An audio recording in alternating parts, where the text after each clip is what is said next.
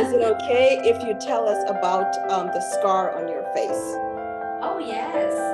So you will see that I have my book here. So I Yes. published this book called Road to Recovery. Welcome, welcome, welcome to today's episode of the Incommensurable podcast, where I tell stories that would hopefully guide you, inspire you, and cause you to look at your life experiences differently.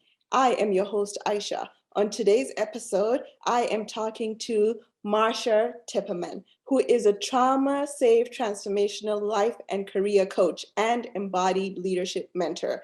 Originally from Brazil, Marcia is a trauma survivor, a single mother of 2 boys, and twice a migrant. She worked for over 22 years as a movement rehabilitation specialist and wellness coach.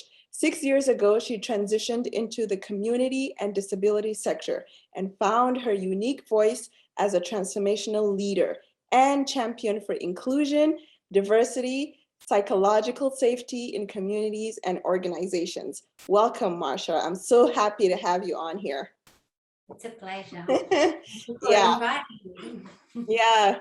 When I first came in contact with you, it was based on this quote by Adam Grant, who I didn't even know at the time. Apparently, he's a psychologist. And the quote said, "I am who I am isn't a justification for treating people poorly. We all have multiple selves. It's up to you to decide which element of your identity and personality show up." And you totally agreed with it, and I agreed with it as well. And that was when I recognized that she must have done some serious introspection for her to reach that conclusion, that because the conclusion you came up with defined the self and the ego, which is something people struggle with. And you recognize that to be able to show up in the world and be authentic human beings, you have to be able to integrate that self and that I am, or that ego that you are speaking about. So before we get into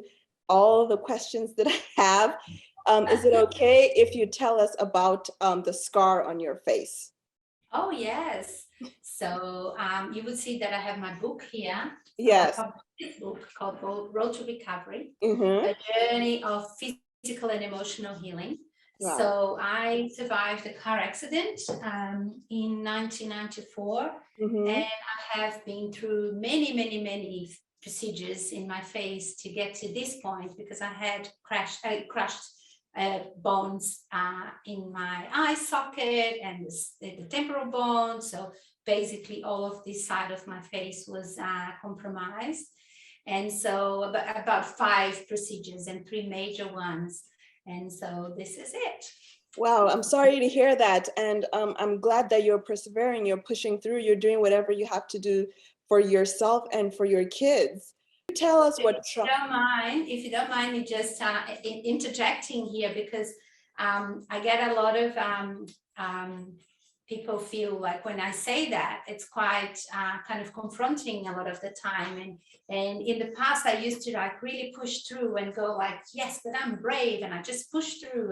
Mhm. But I want to say that I actually am taking a step back from pushing through, and instead I am really honoring the pain and the struggle that I had at the time, and feeling the feelings, even as I say that to you, which is a more authentic expression of me that really acknowledges my pain.